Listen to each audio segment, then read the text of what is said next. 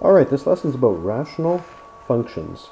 If you think of rational numbers, those are numbers that could be written as a fraction. Well, a rational function is a type of function that is a fraction of polynomials. So g and h, if they're polynomials, then their quotient, f, is a rational function. Some things to know. The domain is all real numbers, but there is an exception. Any undefined values of the function are places where the domain doesn't exist. This is going to happen when the denominator is 0. Sometimes these are called non-permissible values. Graphically, they look like vertical asymptotes. Those are boundary lines. There are other types of asymptotes. There are horizontal asymptotes that can exist. I should tell you that asymptotes don't always exist. It depends on the function. To test for a horizontal asymptote, you divide all of the terms in g and h by the largest degree term. Simplify it. Then imagine substituting a large x value to see what the result is. I'll show you an example in a moment. Also, remember that a y-intercept is the y value when x is 0, and an x-intercept is the x value when y is 0. We're going to need that. So I'm going to move on to some examples where I can illustrate how all of this works. So over here I have the function y equals 1 over x plus 3.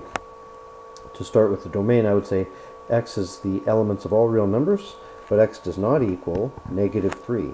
That's when that denominator would equal 0. The y-intercept is the value when x is 0. Imagine substituting 0 here. You'd get 0, 1/3. The x-intercept is the value when y equals 0. Now, we're actually not going to get an x-intercept. I'll show you why. Imagine I set that equal to 0. Well, the fraction 1 divided by various things can never equal 0. 1 divided by things isn't 0. So there is no x-intercept.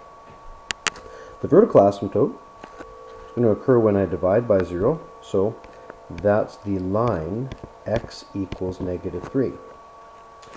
Horizontal asymptote, well, the largest degree term is degree 1. So imagine me taking the 1 divided by the largest degree term, x divided by the largest degree term of x, so 1, and 3 divided by the largest degree term. Now if I substitute a number in for x that's very large, 1 divided by large is basically 0. The denominator is going to be 1 and 0. 0 divided by things, nope, that's 0. So there's a horizontal asymptote, horizontal lines are y equals, it's y equals 0. So this particular graph will have two asymptotes. Now over to the side here I made a chart where we can record some x and y values. You might want to make note that negative 3 is undefined. I think another one that's helpful to record on the chart is our y-intercept that I found right here. And if I try another value or two, maybe x equals 1, substitution gives me 1/4. And if I put in negative 1 and 3 is negative 2, that's negative 1/2. And let's try a number like negative 4. So negative 4 here, add 3, it's negative 1, I get negative 1. If I were to plot this, I'm going to make a grid. We would see 1, 2, 3, 4, negative 1. At negative 3 it's undefined, so I show a dotted line representing a boundary.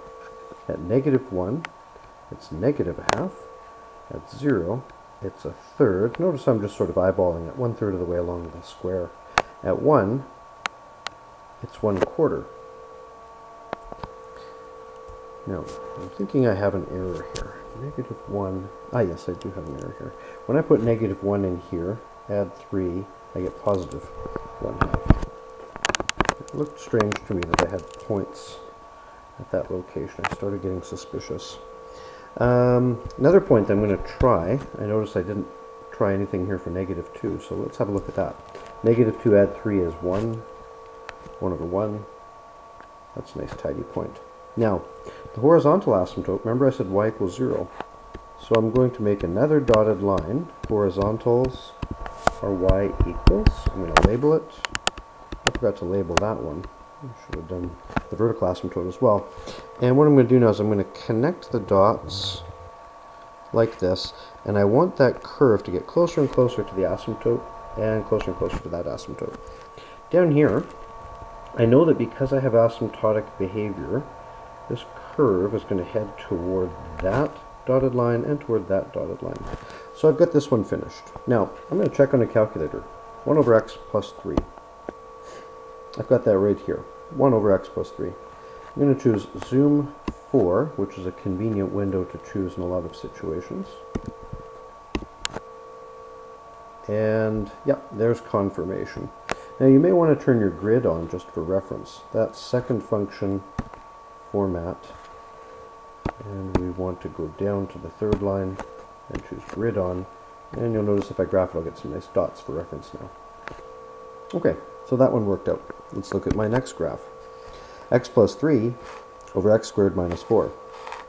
Alright, well, the domain is all real numbers, except the non-permissible ones. Non-permissible ones happen when x squared minus 4, which factors difference of squares, you'll recall, when that equals 0. So there are two values, plus n minus 2. Let me make note of those. Undefined. And at 2, it's undefined. The y-intercept happens when x is 0. The numerator would be 3. Denominator would be negative 4. So that's 0, negative 3/4. Let's put that in our chart. The x-intercept we get by setting y equal to 0. Now, think about a fraction, because that's what this rational function is, it's a fraction. Imagine if it were equal to 0. The way that would happen is because of the numerator being 0. So that's going to occur when x is negative 3. Then the y would be 0. So we'll substitute that in here. There's only one x-intercept. Okay, vertical asymptote happens at the non-permissible values, so plus n minus 2. Horizontal asymptote. Largest degree term is x squared. So if I divide all those terms by x squared, I would have 1 over x, 3 over x squared, all over 1 minus 4 over x squared. Imagine a large number substituted. 1 divided by large, 0. 3 divided by large squared, that's also 0. This term here is going to be 0 as well. I get 0 divided by 1, so that is 0. Another y equals 0 horizontal asymptote. Let's graph this one and see what we get. Okay, at negative 3 I have a 0. At negative 2 and positive 2 I have undefined values. Remember we make dotted lines reference for that. There's my horizontal asymptote. So let's make a dotted line here. Now, asymptotes are places where the function doesn't touch. This is an exception here. In horizontal asymptotes, what we're really talking about are very large negative x values, way over this way, and way over here, positive x values. A value that's called finite, or near 0, doesn't really count. That's not really what we're talking about. So it's okay that I have a 0 here. Now, this is all I have so far. I've got y-intercept. I can plot that. But I need a few more points. So let's substitute a few things. Let's substitute negative 1 into the function. And move back up here where we can see the function. Numerator is 2. Denominator is going to be negative 3. So that's negative 2/3 if I did that right. That's right about there. Okay, at positive 1. Well, now I get 4 over negative 3. Negative 4/3. So that's about here. Okay. And let's try a value like 3. 6 over 9 minus 4, or 5. 6 over 5. Alright. 1, 2, 3, and 6 over 5 is just a little more than 1. And let me see here. I should maybe try one more value like negative 4. So I'm just going to move this chart and make a little more room for myself. At negative 4, substitute negative 1 numerator and 16 minus 4 or 12 denominators. So I think I said negative 1 over 12.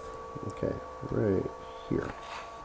So what's going to happen, I have to connect these dots and it has to behave asymptotically. So because this is below the line, it has to connect here, but it's not coming back down. So it must go up toward the asymptote. And this is asymptotic, so this is going to hug close to the axis. Put little arrowheads there. Over here, because of these two asymptotes, I know this curve does something like this. I'm not too concerned about other points, just anchoring it and getting the general shape. Down here I need to connect these 3 points, and it's asymptotic, so that's going to look something like this. Just connect the dots and swing back around toward the asymptote. Okay, and you can check that on your graphing calculator and see if I got it right. That's it for this lesson.